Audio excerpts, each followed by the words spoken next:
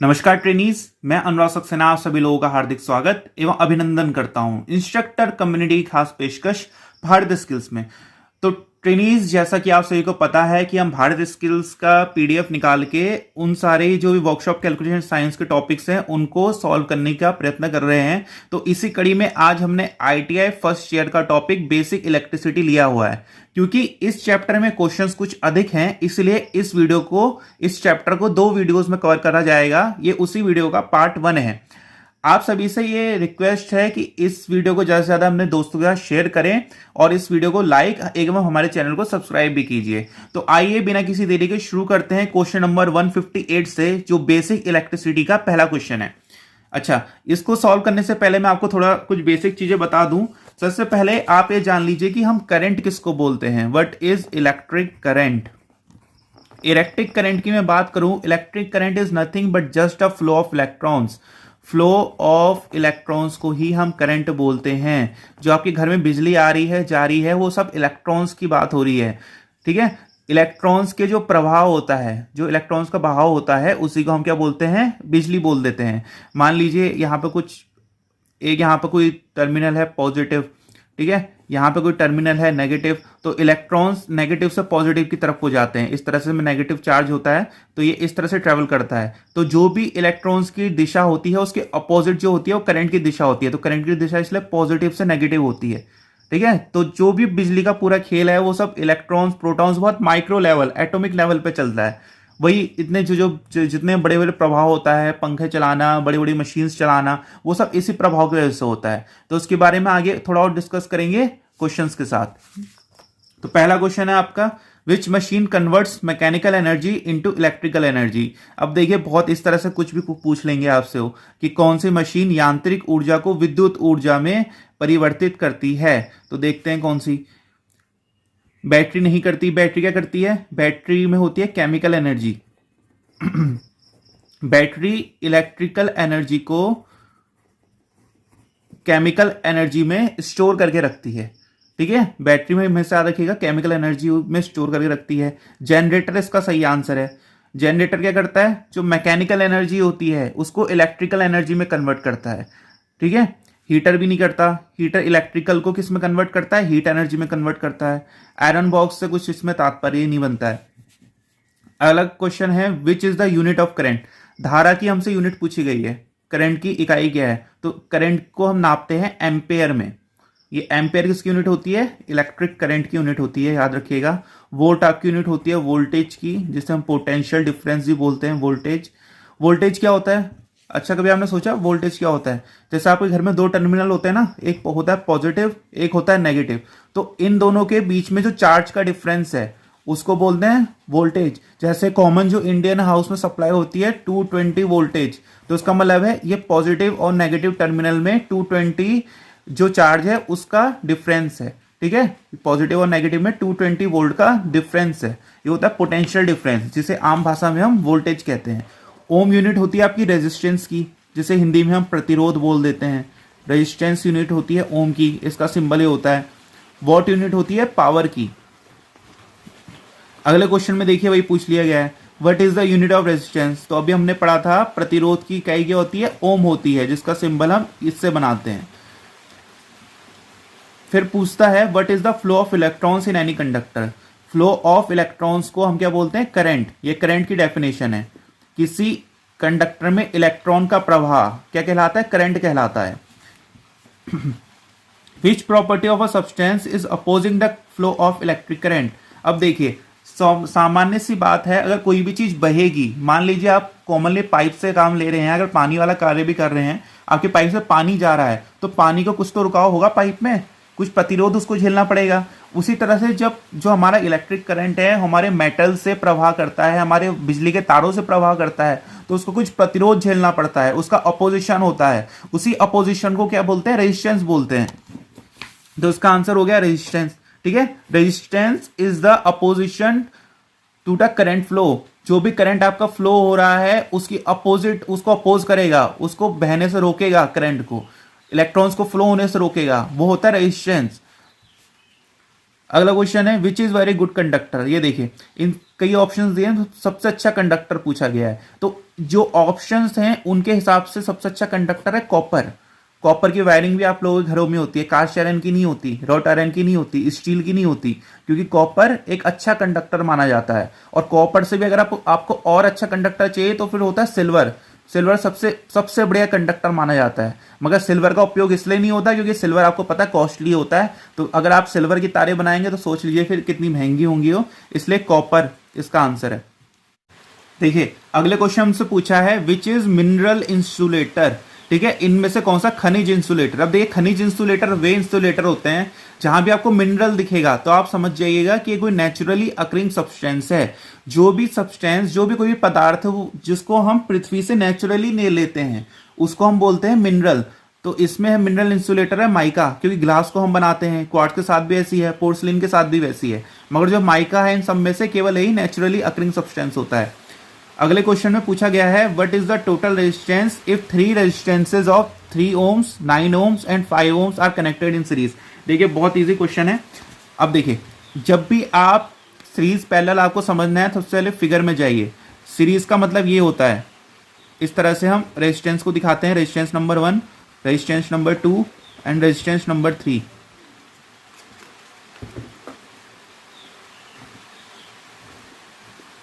एक हमने यहाँ पर सर्किट तैयार कर लिया, ये सेल का सिस्टम होता है। ठीक है, ये हमारा इलेक्ट्रिक सेल होता है। तो जो इसकी बड़ी वाली साइड होती है उसको पॉजिटिव माना जाता है और जो छोटी वाली साइड है उसको नेगेटिव। तो करंट इसमें इस तरह से फ्लो करेगा। अब देखिए अब इसमें जो रेजिस्टेंस लगे हैं वो सीरीज में लगे हैं, 1 सीरीज, 2 सीरीज, 3 सीरीज। तो अब देखिए इसका पहला लेगा 9 ओम, इसका है 5 ओम, इसका है 3 ओम। अब देखिए कुछ प्रॉपर्टीज आपको मैं बता देता हूं रेजिस्टेंस सीरीज कॉम्बिनेशन की क्या प्रॉपर्टी होती है। सीरीज कॉम्बिनेशन में अगर एक रेजिस्टेंस खराब हो गया तो पूरी सीरीज आपकी खराब हो जाएगी। जैसे तो दिवाली में जो माला लगाते हैं उसमें अगर एक बल्ब आपका फंक्शन करना बंद कर देता है तो पूरी माला जनरली खराब हो जाती है। तो उसी तरह से वो सीरीज कॉम्बिनेशन है। तो सीरीज कॉम्बिनेशन में अगर ये वाला रेजिस्टेंस ने फंक्शन करना बंद कर दिया तो आगे करंट जाएगा ही नहीं, इसलिए पूरी सीरीज खराब हो जाएगी। ठीक है, दूसरी प्रॉपर्टीज की ये होती है कि जो करंट यहां से जाएगा वही करंट इसमें भी जाएगा, वही करंट इसमें भी जाएगा, वही करंट इसमें भी जाएगा, सब में करंट सेम रहता है। दूसरी चीज होती है जो वोल्टेज। ठीक है, करंट इसमें क्या होता है, कांस्टेंट होता है, मगर वोल्टेज क्या होती है, वेरिएबल होती है। वोल्टेज वेरिएबल होने से तात्पर्य ये है कि इसके लिए अलग वोल्टेज होगी, इसके लिए अलग वोल्टेज होगी, इसके लिए अलग वोल्टेज होगी। ठीक है, अब हमारे क्वेश्चन पूछा गया है कि 3 रेजिस्टेंस को सीरीज में कनेक्ट किया गया है तो इनका इक्विवेलेंट रेजिस्टेंस बताना है। इक्विवेलेंट रेजिस्टेंस का मतलब होता है कि अगर इन तीनों का एक प्रभाव क्या है, जैसे 3 अपनी अपनी जगह पे काम कर रहे हैं, ये 9 ओम का रेजिस्टेंस देगा, ये 5 ओम का रेजिस्टेंस देगा, ये 3 ओम का रेजिस्टेंस देगा, मगर टोटल मिला के पूरे सर्किट को कितना रेजिस्टेंस प्रदान कर रहे हैं। ठीक है, या फिर ऐसा भी आप समझ सकते हैं अगर इन तीनों की जगह हमको सिर्फ एक रेजिस्टेंस लगाना हो तो कितने ओम का हम लगाएंगे, तो वो उसको कहते हैं इक्विवेलेंट रेजिस्टेंस। तो इक्विवेलेंट रेजिस्टेंस के लिए देखिए सीरीज कॉम्बिनेशन में सीधा सा फॉर्मूला होता है R=R1 + R2 + R3। जितने भी रेजिस्टेंस होंगे इस तरह से R4 + R5, रेजिस्टेंस कम होंगे तो R1 + R2। ठीक है, ये फॉर्मूला होता है जिसका इक्विवेलेंट रेजिस्टेंस का, ये याद कर लीजिएगा सीरीज कॉम्बिनेशन में। तो ये आ जाएगा 9 ओम + 5 ओम + 3 ओम, तो बन गया 5 3 8 17 ओम। तो हमारा आंसर आ गया 17 ओम। बहुत इजी क्वेश्चन है, ये देखिए 17 ओम आंसर आ गया। अगले क्वेश्चन में पूछा है what is the total resistance if 2 resistances of 4 ohm and 6 ohms are connected parallel. अब देखिए पहले उसने क्या किया था, क्वेश्चन में 3 रेजिस्टेंस को सीरीज में कनेक्ट कर दिया था। अब क्या क्वेश्चन में उसने 2 रेजिस्टेंस को पैरेलल कॉम्बिनेशन में कनेक्ट कर दिया है। तो पैरेलल कॉम्बिनेशन को आपको थोड़ा बता देता हूं कैसा होता है। ये देखिए पैरेलल कॉम्बिनेशन में इस तरह से रेजिस्टेंस लगे होते हैं। पैरेलल का मतलब होता है समानांतर। ये इसकी हमने बैटरी लगा दी, ये हो गया हमारा पैरेलल कॉम्बिनेशन। अभी मैंने बताया था ये वाली साइड क्या है, पॉजिटिव होती है, बड़ी वाली ये वाली होती है नेगेटिव। तो देखिए इसमें करंट इस तरह से फ्लो करेगा। अगर यहां से I करंट जा रहा है तो इधर पे I1 करंट जाएगा, फिर जो बचा कुचा होगा वो इसमें जाएगा I- I1। ठीक है, तो फिर ये लौट के इस तरह से यहां से आएगा I- I1 और यहां से I1 आएगा तो ये फिर से I बन जाएगा। ठीक है, इस तरह से करंट फ्लो होता है पैरेलल कॉम्बिनेशन में। तो इसकी वैल्यू थी 4 और 6 ओम, तो इसको हमने 4 ओम का मान लिया, इसको हमने 6 ओम का मान लिया। अब देखिए पैरेलल कॉम्बिनेशन की क्या प्रॉपर्टी होती है, इसमें क्या करंट जो होता है वो वेरी करता है।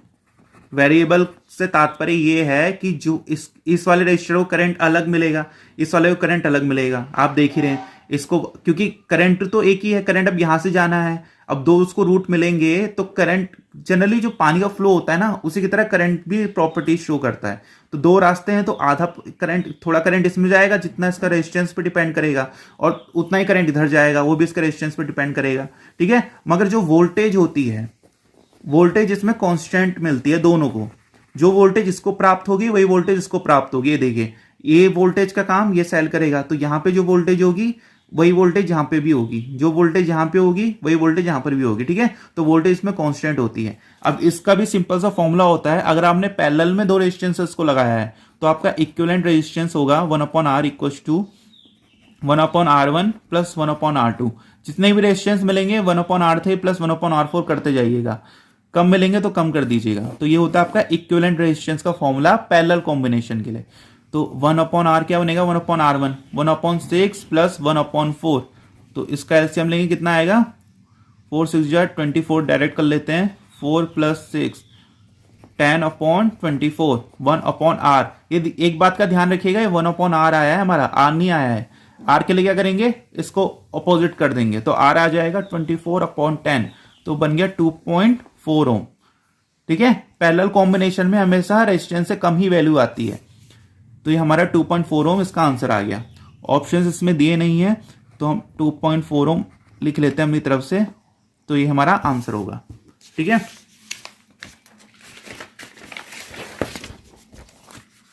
अगला क्वेश्चन है 4 ओम और 6 ओम और 8 ओम के 3 प्रतिरोधों को समानांतर में जोड़ने पर कुल प्रतिरोध क्या होगा। देखिए फिर से ये क्वेश्चन आ गया, क्या करना है, 4 ओम 6 ओम और 8 ओम के रेजिस्टेंस को पैरेलल में कनेक्ट करना है। तो पैरेलल में कनेक्ट का मैंने आपको क्या फॉर्मूला बताया था, पैरेलल कॉम्बिनेशन में इक्विवेलेंट रेजिस्टेंस का फॉर्मूला क्या होता है, 1/R equals to 1/R1 plus 1/R2 plus 1/R3 हो जाएगा। 3 रेजिस्टेंस है तो सीधे इस फॉर्मूले में वैल्यूज पुट कर दीजिए आप। वो जो फिगर मैंने पिछले डायग्राम बनाया था आप लोगों को समझाने के लिए थे, ठीक है। जरूरी नहीं कि आप फिगर बना के सॉल्व करें, आप सीधे फॉर्मूले में वैल्यू रखिए आपको आंसर मिल जाएगा। तो 1/4 प्लस 1/6 प्लस 1/8, बस इन्हें आप सॉल्व करना है। तो इनका एलसीएम लेंगे 4 6 8 का, तो आई थिंक 24 से सभी कॉमन इनका आ जाएगा। तो 4 6 जा 24, 6 4 जा 24 प्लस 8 3 जा 24, तो 6 प्लस 4 10 प्लस 3 13/24। तो आर की वैल्यू हमारी कितनी आ गई, 24, सॉरी ये यहाँ पे 1/R था तो इसको रेसिप्रोकेट करेंगे, आर क्या आएगा 24/13 आएगा, ठीक है। तो इसमें ऑप्शंस मिसिंग है तो इसका आंसर 24/13 होगा। अगला क्वेश्चन है what is the same in series connection of resistors in a circuit. क्या सर्किट में, अच्छा देखिए प्रतिरोधों को सीरीज कनेक्शन में समान होता है। सीरीज कनेक्शन में आपको क्या बताया था, एक रेजिस्टेंस ऐसे एक रेजिस्टेंस ऐसे, ठीक है, इस तरह से। ये क्या होता है, सीरीज कॉम्बिनेशन होता है, R1 R2 का सीरीज कॉम्बिनेशन है। तो इसका equivalent resistance R1 plus R2 करके मैंने आपको बताया था, ठीक है। सीरीज कॉम्बिनेशन में मैंने आपको यही बताया था कि जो करंट यहां से जाएगी वही तो इनसे पास होगी। तो इसमें करंट क्या रहती है, सेम रहती है, मगर वोल्टेज डिफर करती है। तो इसी में वही पूछा है, इसमें पूछा है कि जो सीरीज कॉम्बिनेशन होता है उसमें क्या सेम रहता है रजिस्टर्स के बीच, तो उसमें करंट सेम रहता है रजिस्टर्स के बीच, ठीक है। इसका आंसर है करंट।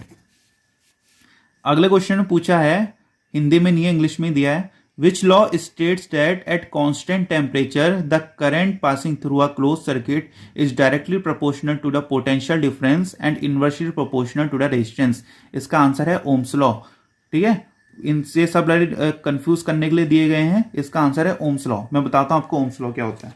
देखिए एक साइंटिस्ट थे ओम करके, तो उनके नाम पे पढ़ा था ओम्स लॉ। तो देखिए ओम्स लॉ क्या कहता है, ओम्स लॉ कहता है कि अगर कोई आपके यहाँ पर कंडक्टर है, ये केवल कंडक्टर्स के लिए काम करता है, सेमीकंडक्टर्स वगैरह के लिए काम नहीं करता है, ठीक है। इसकी ये खामी भी रही है, तो ये केवल कंडक्टर्स के लिए काम करता है। तो अगर मान लीजिए यहाँ पे कोई कंडक्टर है और टेम्परेचर आपका कांस्टेंट कर दिया जाए, तो ओम्स लॉ के अकॉर्डिंग जो इसमें आपका करंट पास करेगा, आई करंट इससे पास करेगा, तो आई किसके किसके प्रोपोर्शनल होगा, V, ठीक है, V के डायरेक्टली प्रोपोर्शनल होगा। इसका मतलब अगर आप V बढ़ाते हैं, अगर आप वोल्टेज बढ़ाते हैं तो आपके करंट भी बढ़ेगा। और I इन्वर्सली प्रोपोर्शनल होता है R के। इन्वर्सली प्रोपोर्शनल का मतलब होता है अगर आप R की वैल्यू बढ़ाएंगे तो I की वैल्यू कम हो जाएगी, I की वैल्यू बढ़ाएंगे, ठीक है, अगर आप R की वैल्यू बढ़ाएंगे तो I की वैल्यू कम हो जाएगी। तो इसी को सॉल्व करके हमारा एक फॉर्मूला बनता है I equals to V upon R और V इक्वल्स टू IR। तो ये होता है ओम्स लॉ। आप इस फॉर्मूले को बिल्कुल याद रखिएगा, V equals to IR। V जहां पर क्या होती है, वोल्टेज होती है, I यहां पे होता है इलेक्ट्रिक करंट, इसकी सबकी वैल्यू दी होगी, और R होता है रेजिस्टेंस, प्रतिरोध, ठीक है। ये फॉर्मूला बहुत सिंपल है, V इक्वल्स टू IR, मगर इसके क्वेश्चंस एक ना एक पक्का आएगा, ये बहुत सबसे इंपॉर्टेंट टॉपिक है, V इक्वल्स टू IR। अभी आगे देखेंगे इसके कई क्वेश्चंस भी इसमें दिए गए हैं। देखिए पहला क्वेश्चन है, what is the resistance. Resistance पूछ लिया गया, उसने क्या क्या दिया है, I दिया है, I दिया है 11.5 एम्पेयर, वोल्टेज दिए 380 वोल्ट, R पूछा है, सीधा सा क्या करेंगे, V इक्वल्स टू IR लगाएंगे। तो वोल्टेज कितनी है, 380 है, सही है। I कितना है, 11.5 है, और R हमसे पूछा गया है, तो R क्या करेंगे, इसको उधर भेज देंगे, 380 upon 11.5 equals to R into 10 हुआ। अब इसको बस सॉल्व करना है, सॉल्व करते हैं इसे। 380,115, तो ये 3 टाइम्स आएगा, 3 5 जा 15, 3 1 जा 3 4 और 3 1 जा 3, 10 में से चेक करते हैं थोड़ा, तो ये आ रहा है, हाँ ठीक है। देखिए तो 3.3 यहाँ से आई वैल्यू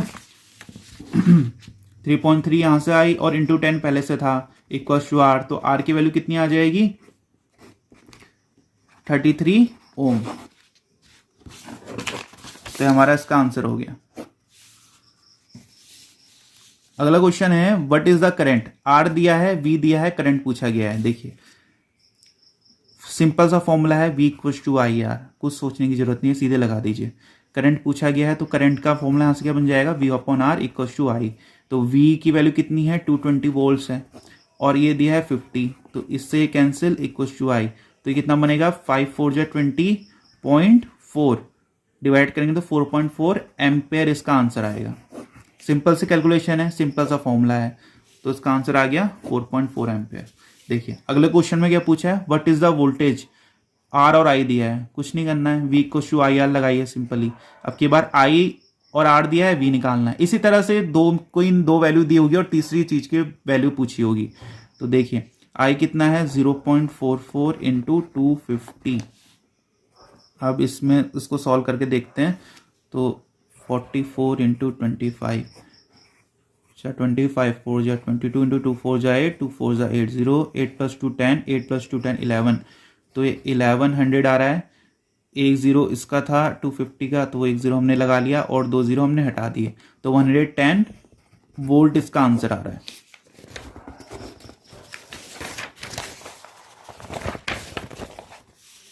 तो ये इसका आंसर हो गया 110 वोल्ट। अगले क्वेश्चन में पूछा है, which statement is correct according to Ohm's law. देखिए इसमें थोड़ी मिसप्रिंटिंग है, ये म्यू की जगह प्रोपोर्शन का साइन होगा, ठीक है। तो पहले उसमें कह रहा है I is inversely proportional to 1 upon V, मगर हमको पता है डायरेक्ट रिलेशन में होते हैं I और V, डायरेक्टली प्रोपोर्शनल होते हैं, ठीक है। ये वाला साइन, हिंदी वाले साइन से याद कर लें, इसको प्रोपोर्शनल का साइन बोलते हैं ना। I जैसे हमारा फॉर्मूला था V I is proportional to V, ठीक है। तो I इस, ये भी नहीं है, I R की कभी प्रोपोर्शनल नहीं होता, इनवर्स प्रोपोर्शनल में होता है। ये है हमारा फॉर्मूला ओम्स लॉ का। देखिए I is directly proportional to V है और इनवर्सली प्रोपोर्शनल टू R है, तो इसका फॉर्मूला ये है, I is directly proportional to V upon R, इसलिए बनता है V इक्वल्स टू IR। ये है ओम्स लॉ का। अगले क्वेश्चन में है, what is the filament resistance if a 6 volt bulb draws a current of 0.5 ampere. देखिए फिर से कितना इजी आ गया, V इक्वल्स टू IR लगाएंगे। वोल्टेज कितनी है, 6 वोल्ट है। हमसे पूछा गया है कि कितना, कि कोई बल्ब से करंट पास हो रहा है, 6 वोल्ट उस बल्ब को की मार्किंग है वोल्टेज की, ठीक है। और रेजिस्टेंस उसका हमको निकालना है जब उसमें 0.5 एम्पेयर ऑफ करंट पास कर रहा है। तो आर की वैल्यू कितनी आ जाएगी, 6/0.5। इसे सॉल्व करेंगे तो कितना बनेगा, इंटू 10/5, ये पॉइंट आता है तो लगा 5 2 जा 10, तो 6 2 जा 12। इसमें यूनिट्स गलत दी हैं, देखिए इसकी यूनिट ओम में होगी, ठीक है। वॉट क्योंकि किसकी यूनिट होती है, पावर की। इसमें हमसे रेजिस्टेंस पूछा है, प्रतिरोध पूछा है, तो उसकी यूनिट्स गलत दी हैं, ये होगा 12 ओम। तो इसके आगे हमारा पार्ट बी वीडियो का शुरू होगा। इसके आगे के जितने भी क्वेश्चन हैं हम पार्ट बी वाली वीडियो में करेंगे। हमारी आज की वीडियो देखने के लिए बहुत बहुत धन्यवाद। इसी तरह की हमने कई और भी क्वेश्चंस अपने चैनल में सॉल्व किए हुए हैं, आप उन्हें जरूर विजिट करिए और हमारे चैनल को सब्सक्राइब कीजिए और हमारी वीडियोस अपने दोस्तों के साथ जरूर शेयर कीजिए। आज की वीडियो देखने के लिए बहुत बहुत धन्यवाद।